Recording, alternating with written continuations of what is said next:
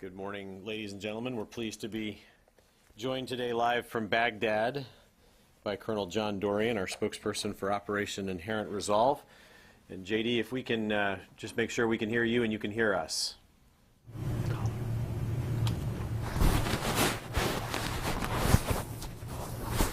I've got you loud and clear, Jeff. Great, sir. We will turn it over to you.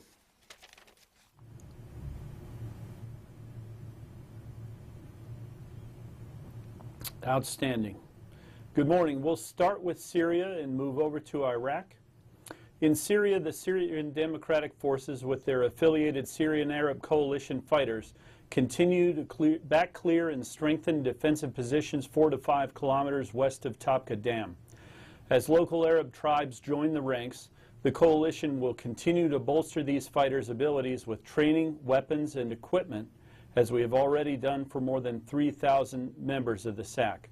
Most recently, the coalition provided several Guardian armored vehicles to provide the Syrian Arab Coalition with increased survivability from ISIL small arms and improvised explosive device threats. Coalition efforts to isolate and pressure RAQQA continue. As we've discussed before, RAQQA represents the nexus of ISIL's external operations. With that in mind, we continue conducting strikes there to disrupt the enemy while the city is being isolated. As the pressure mounts in the city, ISIL fighters in RAQQA have been invading homes to search for satellite dishes and mobile phones used to communicate with the outside world. We've seen these same measures in other places that ISIL controls. Moving over to Al-Bab, since January 1st, 2017, the coalition's conducted 19 strikes, including 36 engagements in or near Al-Bab to destroy ISIL fighters, equipment, artillery, fighting positions, tunnels, and command and control nodes. These strikes are coordinated through the Turkish army by liaison officers in strike cells to ensure we understand the disposition of Turkish military forces on the ground as we strike. We continue to deconflict strikes, air operations, and more recently ground operations as well, in sharing targeting information. We believe the coalition is more lethal against ISIL due to these unified efforts. In Iraq, ISIL continues losing ground despite using barbaric population control measures against Mosul residents in their attempt to complicate the ISF advance. The coalition has liberated about 60% of ISIL-held territory in Iraq. ISIL remains on the back foot in Mosul. Its leaders are accusing citizens of spying, and tragically, they are executing people who don't cooperate with them in some cases. They've also lost trust in some of their fighters, and they've even done executions against their own fighters. Although ISIL has fought hard to maintain control of territory in Mosul, we'll expect them to continue to do so. Their difficulty in maintaining control is no surprise. The coalition has made a concerted effort to degrade the ISIL leadership network in Mosul in preparation for the battle. Even before the battle ensued, between August and October of 2016, 18 ISIL leaders in and around Mosul were killed by coalition airstrikes.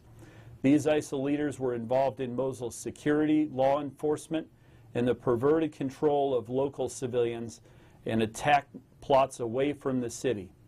Since the battle started just over 100 days ago, the U.S.-led coalition removed an additional 15 ISIL leaders in Mosul, including Abu Abbas, a terrorist fighter leader killed January 12th, and Abu Taha, who was ISIL's jailer and also responsible for the implementation of population control measures in the city.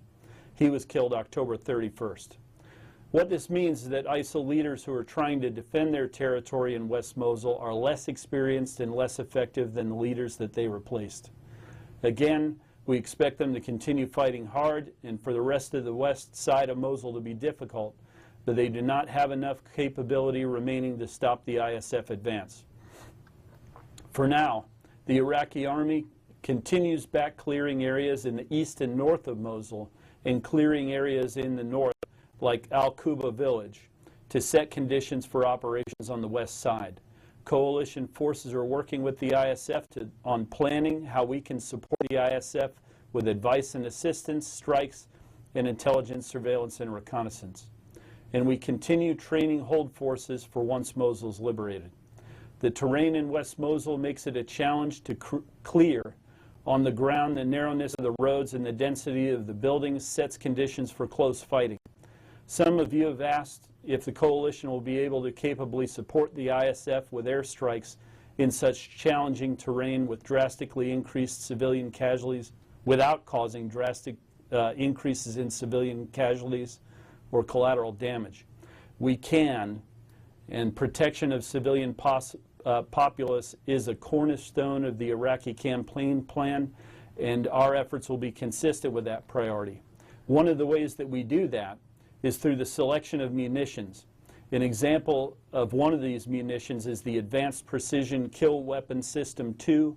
This is a laser-guided, high-precision, low collateral damage weapon that provides the capability to engage targets, including moving targets, in dense urban terrain. These weapons were fielded last year within 6 months of congressional approval and are now being used for close air support missions by Air Force A-10s and Marine AV-8B Harriers. Since June 2016, more than 200 of these munitions have been employed against enemy fighters, oil tanks, and vehicle-borne improvised explosive devices, among other targets. More than 60 have been used in and around Mosul. And now I am delighted to take your questions. Okay, we'll start with Joe Tabbitt from Al Hurra. Hi, Colonel Dorrian. I would like to ask you if you could explain to us or give us more clarification about the difference between the Syrian Arab Coalition and the Syrian Democratic Forces.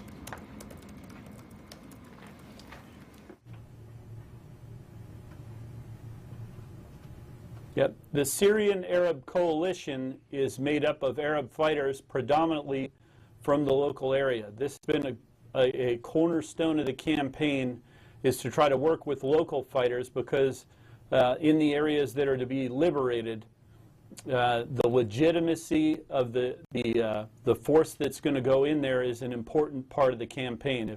If it's local fighters, certainly that's better than outsiders. As for the SDF,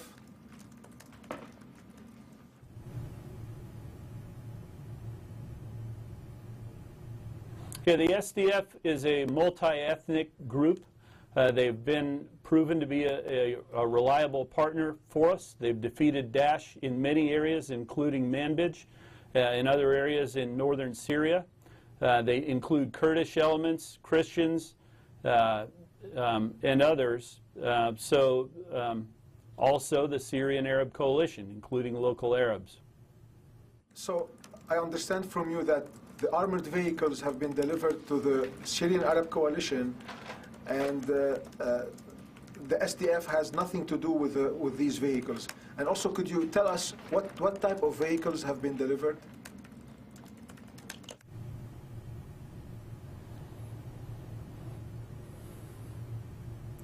The Syrian Arab Coalition was the organization that received these.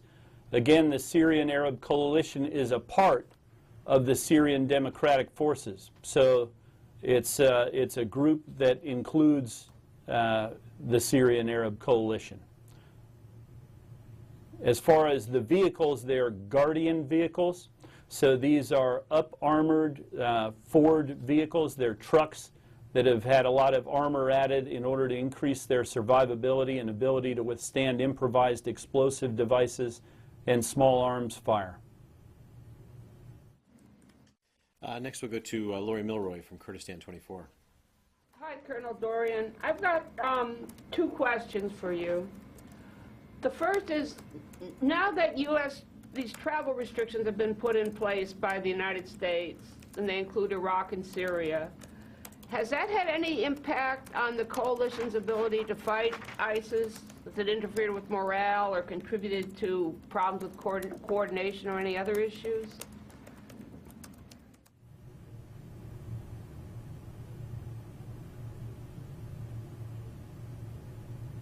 So far, I'm not aware of any issues that have developed as a result of the executive order.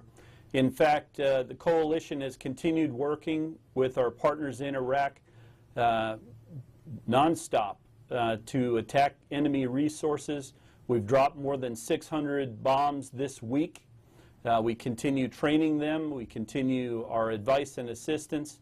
Really nothing has changed at all with regard to the conduct of the campaign. Thank you. And my second question, now that you've liberated Mosul, you must have got a lot of information about ISIS there, and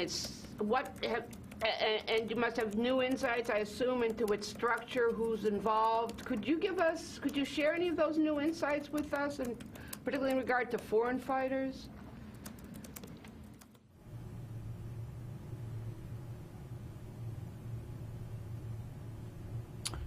Certainly. You know, one of the things about liberating a very large area like Mosul is that you're going to find a treasure trove of intelligence information. So we're working with the Iraqi security forces as major areas are liberated, places like the University of Mosul, Mosul University, and some of the larger neighborhoods and facilities where ISIL was present, because all of those areas contain a lot of evidence, a lot of important information about how the organization works, how they recruit foreign fighters, how they build weapons. You see some of the facilities that they use to do these things. You get deep insight into how they get their materials. You get information about who they coordinate with around the world. We're probably not going to be able to give a tremendous amount of information in depth about that. There's information about foreign fighters. You find documents. You find computers and personal devices as these fighters are killed or forced to leave resources in place as they run away. Follow-up questions. Was Mosul University used for ISIL's chemical weapons production?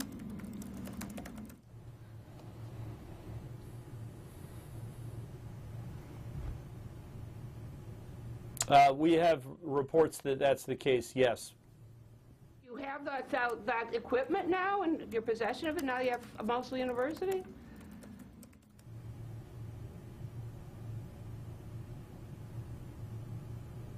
I'm having a little bit of trouble hearing you. Can you repeat the question? Say that Mosul University was used for chemical weapons production. Presumably now that equipment that ISIS was using for chemical weapons production is in the hands of the Iraqi security forces. Is that correct?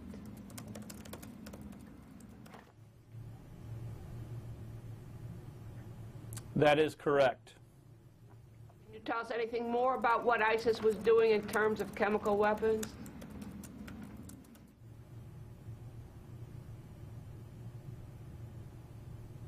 Well, we've long known that the enemy has aspired to use chemical weapons. They've used mustard agent is one that they've used many times, and this is the reports that we have, or that's what was found in Mosul, and those are in open sources. So these are rudimentary capabilities as far as the chemical weapons piece, but ISIL does have very capable production facilities for weapons with regard to machine-grade weapons. So it's very important that we continue to roll back their control of territory, because this is not something that we want to wait and let ISIL get good at. Next we'll go to Castellari at Anadolu News Agency. Colonel, about these armored vehicles, to what extent you are confident that none of those vehicles have passed to the YPG element of this SDF?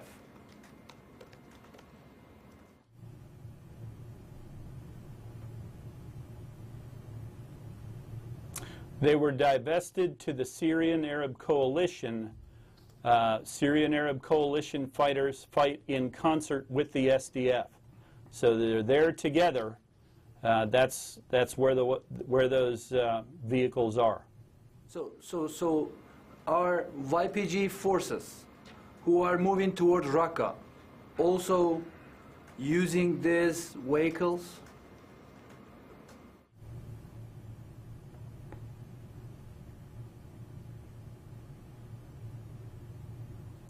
I don't have firsthand knowledge of whether they are or whether they are not.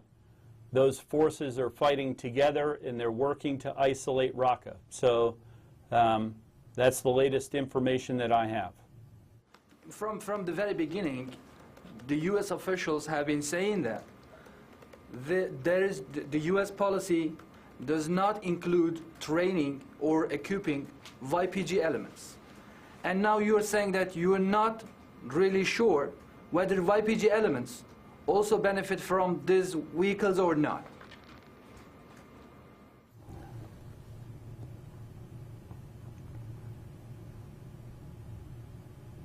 Well, what I would tell you is we gave them to the Syrian Arab Coalition. The Syrian Arab Coalition has taken charge of them. These are groups that are fighting together to isolate RAQQA. Now, when a partner force has a capability, that provides incidental benefit to the other partner. So, for example, our partner force in Iraq is the Iraqi security forces. They benefit pretty greatly by our use of air power, intelligence, surveillance, and reconnaissance, and some of the other capabilities that the coalition has. So this is probably the same concept that we're talking about in Syria. We report you that YPG elements also might use or benefit those armored vehicles that provided to the Syrian Arab Coalition?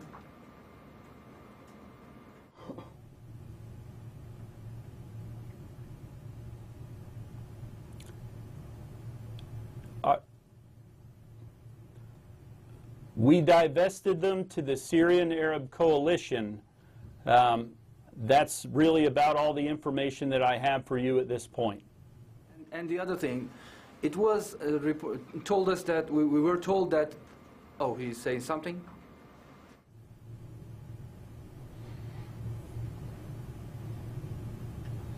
Yeah, I said we expect the Syrian Arab Coalition to use them, control them, and be responsible for them.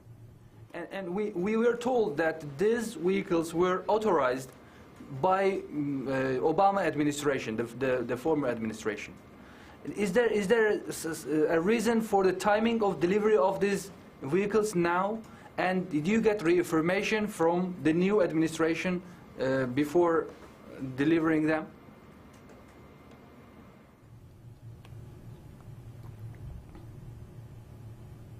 Yeah, these vehicles, the transport and the divestiture of these vehicles had been in the works for months.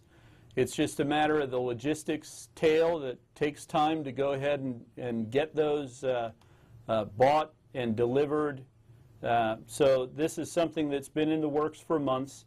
It's been authorized using existing authorities from the previous administration, and the timing is that the Syrian Arab Coalition is getting ready to continue their operations to isolate RAQQA. And as they approach the city and get into tough fighting, this capability is going to increase their survivability, their ability to withstand small arms fire as well. Okay, I'm sorry, your name is blanking on me. What's that? Caroline Hauck. Caroline Hauck. Okay, go ahead, Caroline. Hi, Colonel Dorrian. I wanted to follow up on something you'd said about the terrain in West Mosul, making it more difficult to conduct airstrikes and support the Iraqi forces operating there. Yesterday happened to be the first day in I think 130, 140 or more days that you didn't report any coalition strikes in Mosul. Would you say this is just a blip in daily activity, or is it something that we can expect that actually airstrikes are going to become significantly less frequent in Mosul?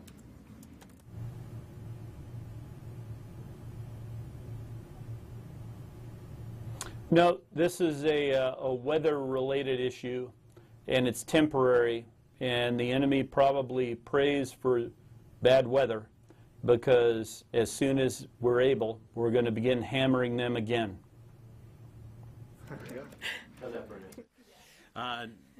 Next to Kevin Barron. Hi, JD. I missed it. This might have been touched earlier, but I just wanted to ask if, since the inauguration and the changeover, there's been any kind of change in the pace of the orders coming down to you guys, coming down the chain of command. Anything more quickly? Any kind of sense of any confusion? Anything different at all that's changed in the last week and a half, 2 weeks?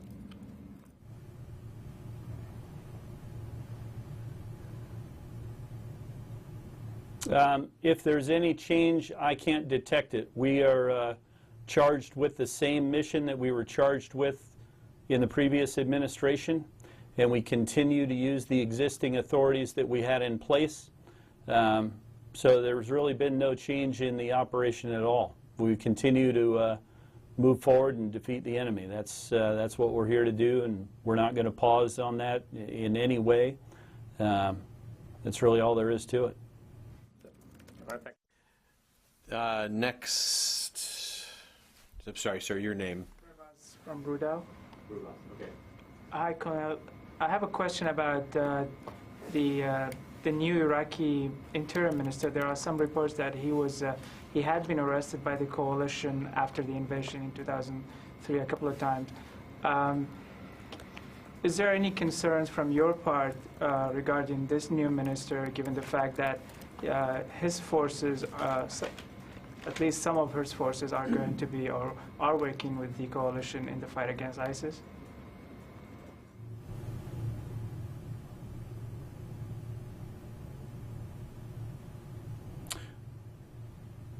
No, the forces that we're going to work with, these are decisions for the government of Iraq to make. Prime Minister Abadi has appointed the officials that he deems appropriate to work with. We're going to work with those officials and Prime Minister Abadi to continue defeating this enemy. Can you confirm or deny the reports that this new interior minister had been arrested by the coalition a couple of times?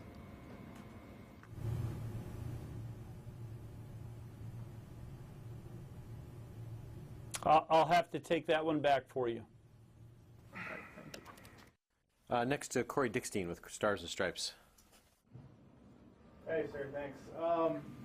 Wanted to see, there's some reporting out of Iraq that kind of indicates that the ISF leadership might think that liberating West Mosul will be faster and easier than East Mosul.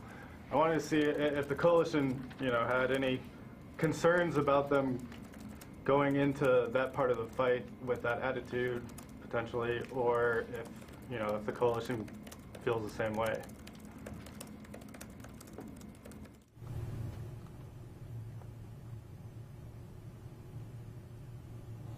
No, you know what? It's very difficult to predict exactly what's going to be found on the west side of Mosul.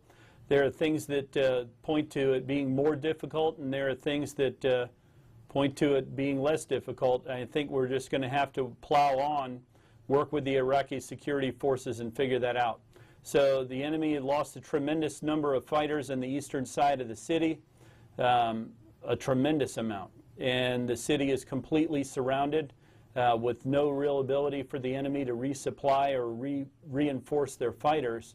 So that would lead one to think that perhaps it'll be a little less difficult. In addition, they used a tremendous amount of resources. They don't have the ability to resupply. Also, something that would be an indicator would be less difficult. Now that said, it's a smaller area with a lot more civilians in it, very concentrated fighting. Those are things that lead you to believe that it might be more difficult. So in the end, what we have to do is just get on with the mission, figure out what we're going to find over there, remain committed to it, completely committed to it, as we all are, and that's the way forward. On East Mosul, recent days, has there been fighting, attacks, anything noteworthy?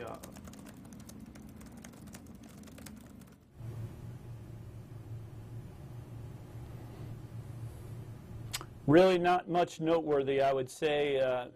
Probably some of the things that you would see in a situation like this are happening. There's some crime. There's a little bit of a vacuum there because these areas have been largely cleared out of enemy, but a lot of civilians have left their homes. So there is some criminal activity. The Iraqi security forces are on it, but really nothing yet. Nothing really significant at this point. It's safe to say at this point that none of the ISF or coalition forces have entered into West Mosul?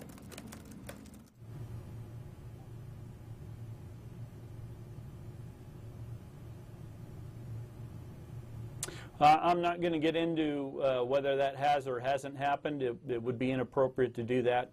We're going to protect operational security. The Iraqi security forces will announce that their forces have moved into West Mosul at a time of their choosing.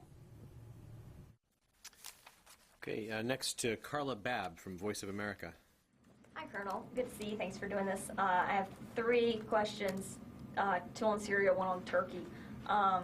There's been reporting out of the UN that the Syrian opposition is having trouble forming a coalition to meet for the peace talks there. And I was just wondering, on the flip side, on the military side, what are you guys seeing with these various militia groups that you are working with to try to defeat Islamic State?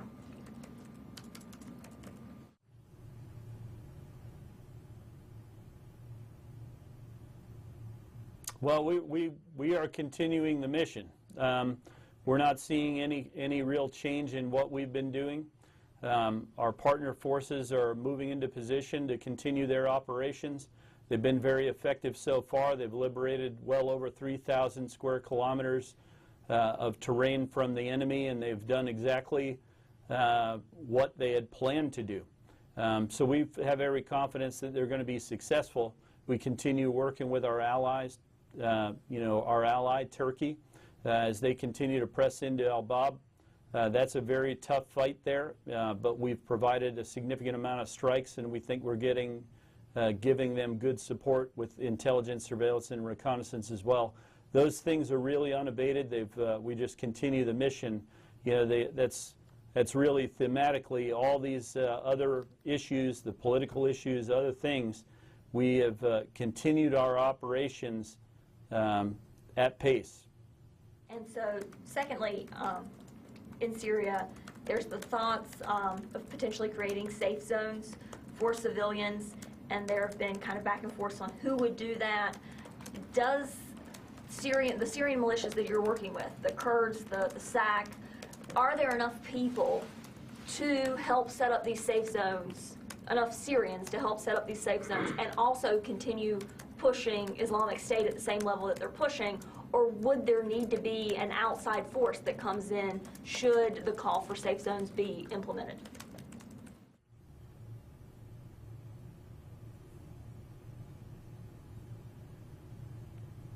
Carla, you're really calling for some speculation there. We've not received orders to set up safe zones at this point. So I think we're just going to have to leave that one. I understand why you're asking, but we just don't have anything for you in there. No, I mean, I'm not necessarily saying, like, will you set up safe zones? I'm saying, are there enough Syrian fighters and security forces to go around to take on another job in addition to fighting Islamic State?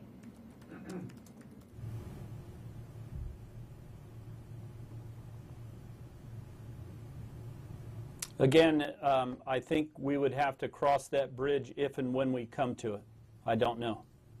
Okay, thank you. And finally, on Turkey, you said you continue to work with Turkey in Al-Bab. What's going on with their role in RAQQA, and what's going on with their potential role in Mosul?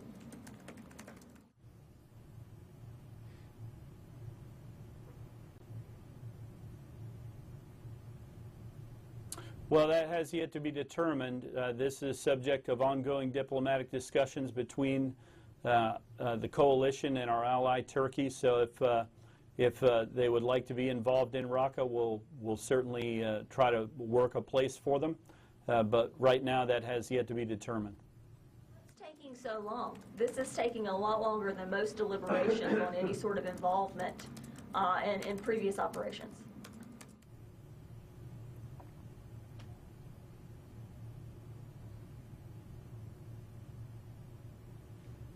Well, RAQQA is a very complicated area. There are a lot of various groups that have a lot of various interests. So we continue to work with a partner force that we believe can isolate the city. It was very important to move out smartly to get that done, since RAQQA is an area that's used for foreign fighter facilitation. But we're completely open to certainly working with any partner that wants to go and help liberate the city. This is something that we want to try to have the unifying interest of defeating Daesh be the primary consideration, and we'll just have to keep working on that. And sir, your name again, I'm sorry. Ben Kessling, Wall Street Journal. Hey, Colonel Dorrian, how are you?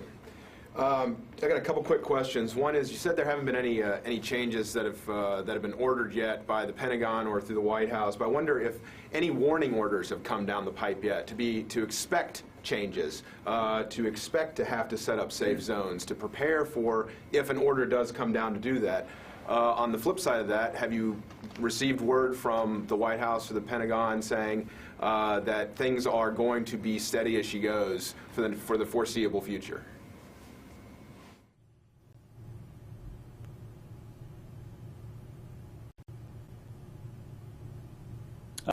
I've really received neither at my level.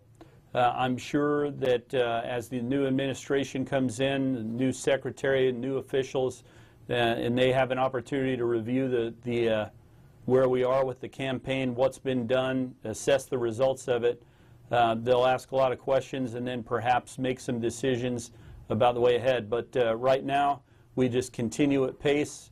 And we're providing a lot of information through the chain of command so that you know, the officials who are coming on board can make the decisions that need to be made. There's been zero change from the Pentagon or from the White House since the change in the administration, correct?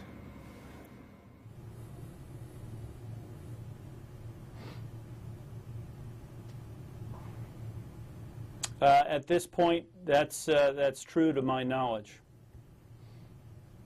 There was no effect by the executive order on the immigration, the temporary immigration and travel ban. But I wonder if there was any effect on our coalition partners in country. Were there any discussions between top officers or even folks working at the advisory level with Iraqi partners about the effect of this executive order? Was there any discussion between officers at the highest levels about the effect that this would have on the operation, on missions?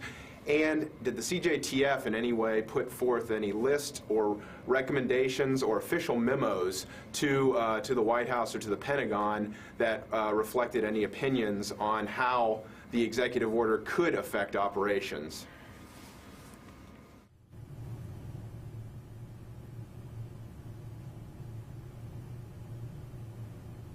Yeah, we're not really in the business of providing opinions. We're in the business of conducting a mission. So I don't have all the things that you've asked for. I'm not aware of any of that. I know that we continue our daily coordination with the Iraqi security forces. We've made clear to them our intent to continue helping them to defeat this enemy. And we've continued every single thing that we're doing in order to facilitate that happening. Final thing I've got for you is as moving into West Mosul and the eventual retaking of the city is at least on the horizon. What sort of plans are being put into place, discussions being made to clear out other hot spots and pockets throughout the country? Places like Hawija, places in Anbar, where there are still a large number of ISIS fighters or still pockets of fighters. Has any preparation for dealing with those situations, has that picked up at all? Is that a discussion that's becoming more prevalent?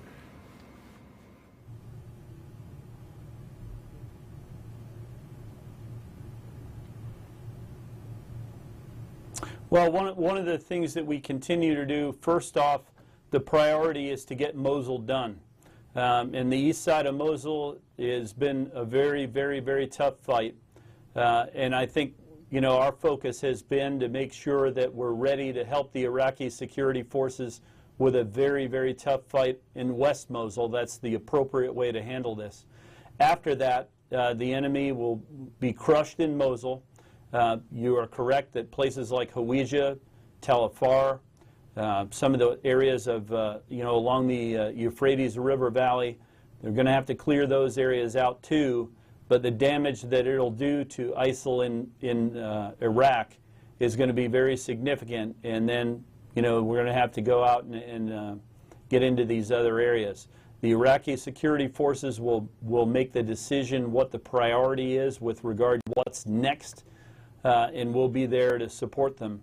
We do continue to conduct supporting fires with our aircraft all over Iraq and Syria to make sure that the enemy remains disrupted, that we take away resources, we take opportunities to take leadership figures off the battlefield.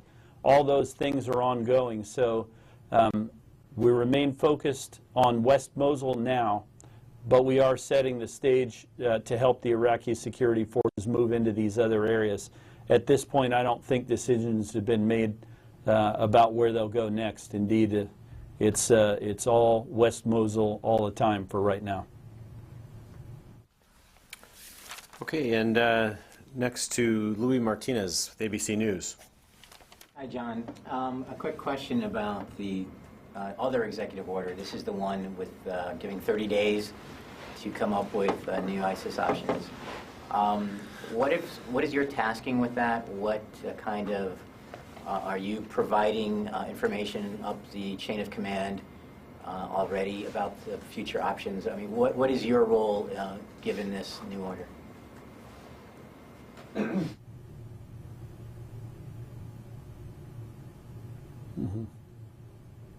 Well, there's not really any insight that I can provide on that, Louis. I do understand why you're asking. Certainly it's an area of interest to all. But all those discussions and proposals, any of that, it's all going to work quietly through the chain of command up into the Pentagon, and then decisions will be made there. I just don't have anything to offer.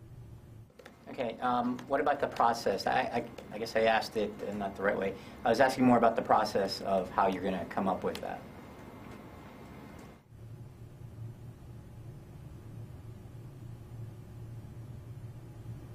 Well, we're constantly assessing our results on the battlefield. So, we're conducting strikes, we're doing training, we're assessing the training of the Iraqi security forces and their performance on the ground to determine if we need to make any changes there. All these types of things we're constantly doing, and so there is a stream of information that can be provided in order to make any changes that are deemed appropriate.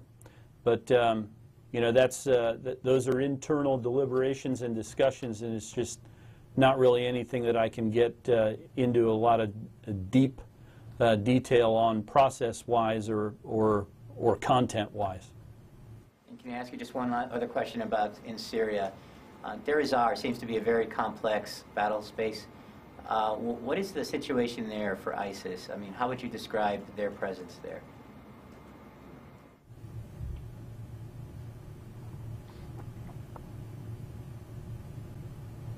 Well, they've come into that area and attacked regime elements, and now they control a significant amount of territory that they didn't previously control. The regime is fighting back, and it's just very tough fighting between the regime and Daesh out in that area.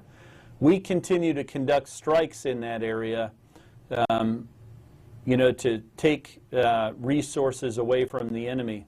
The overwhelming preponderance of those strikes for us are on their oil infrastructure. It's an oil-rich area, and we want to deny Daesh the ability to fund their operations through the illicit sale of oil. This has been a key piece of the campaign to deny those resources. It's been very effective in Iraq, and it's a part of the shaping operations that we continue to do in Syria. Now, the nature of that is that when we conduct these kinds of strikes, it's a temporary impact. It's a disruption, not a complete denial. So it's something that we have to do constantly. but it's something that we intend to keep on doing. We know this, and we're not going to stop doing that anytime soon. Thank you. Okay, and next, Lucas Tomlinson with Fox News. Colonel, just following up on that, is Deir ez-Zor the only area where ISIS has made gains recently?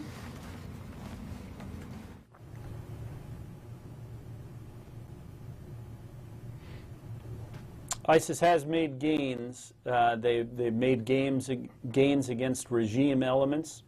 One of the things that has not happened is ISIL making any significant gains against any of our partner forces in either Syria or Iraq. That just hasn't happened, and it's not going to happen anytime soon. They continue to be on the back foot, but they have seized an opportunity to move into a Syrian regime area and have taken a significant amount of territory. And these armored vehicles that you've given this Arab force, why weren't armored vehicles also given to the SDF?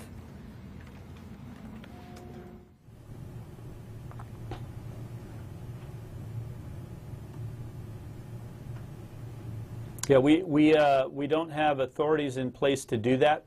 So our authorities are for giving them to the Syrian Arab Coalition, and that's what we did.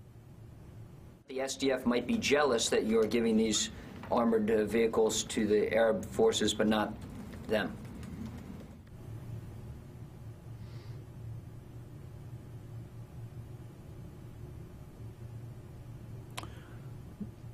That's possible.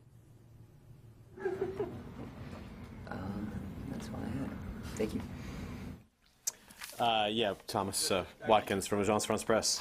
Thank you. Hello, Colonel. Just to quickly follow up, I know I missed the very top of the meeting, so apologies if you already said this. I know you can't give an exact number, but are you able to give us a ballpark of how many vehicles we're talking about here?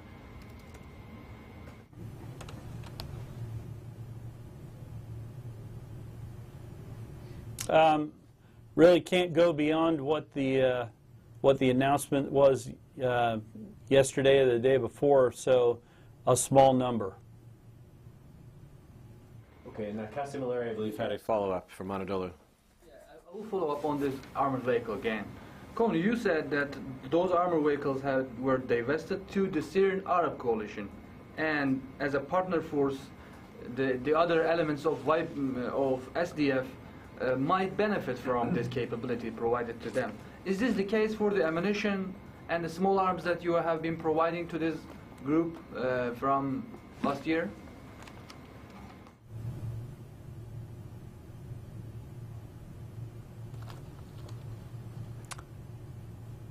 I'm having difficulty understanding the question. I'm sorry. Can you please repeat it? Just speak a little bit slower. You have said that those armored vehicles have been provided to Syrian Arab Coalition, divested to the Syrian Arab Coalition. And as a partner force to this SDF, other SDF elements might benefit from this capability provided to the Arab force. The question is this the case for the ammunition and small arms that you have been providing to the Syrian Arab Coalition? In other words, the other elements of SDF, are they also benefiting from the ammunitions and the small arms that you have been providing to the Syrian Arab Coalition?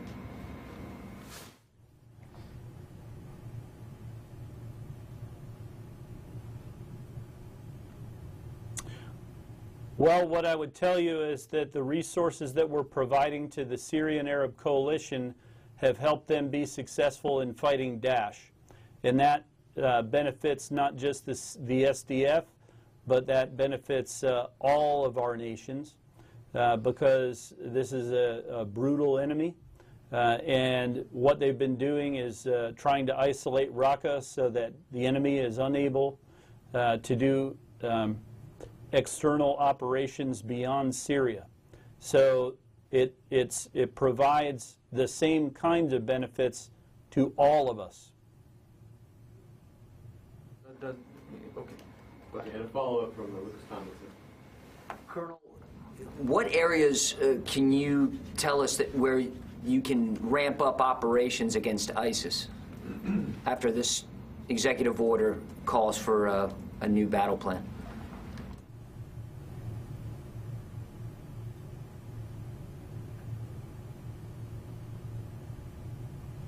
Well, I'm really not going to get into that. We're actually conducting some pretty robust operations now, and those operations are intended to support the Iraqi security forces in Iraq, and they've been very successful in rolling back ISIL's gains. They've gotten more than 60% of the territory that Daesh had previously controlled back from them.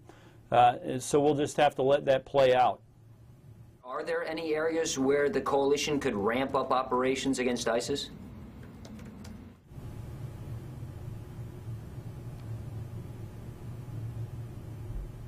Again, not going to speculate about that. We're going to leave that to the experts to come up with some recommendations of what might be done and to work those through the chain of command. To Ben Kessling again. Hey, Colonel Dorrian, just a quick question about Iran. With the Iranian missile test that happened and some of the reciprocation of travel ban, does that escalation of diplomatic issues threaten to spill over into Iraq? And could it have any effect on the fight that's occurring against ISIS, and also with American interaction with Hashtag-Shabi elements?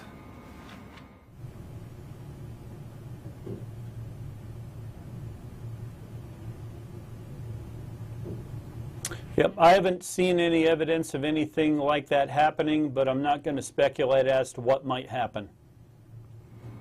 To Lori Milroy for follow-up. Yes, on my previous questioning about ISIS CW capability and Mosul University, to what extent has, now that Mosul University has been liberated from ISIS, to what extent has that denied ISIS the ability to produce chemical weapons? Does it still have that ability, or it's ended with the liberation of Mosul University?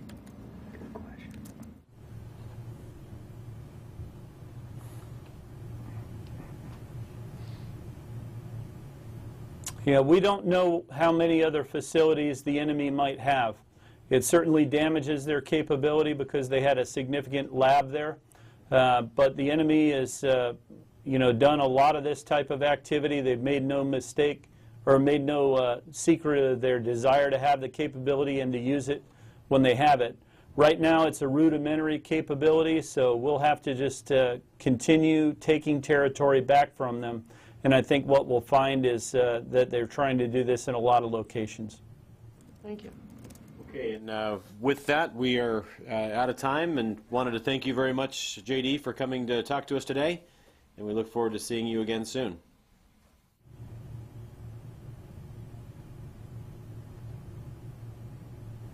Thanks, Jeff. Take care, everyone.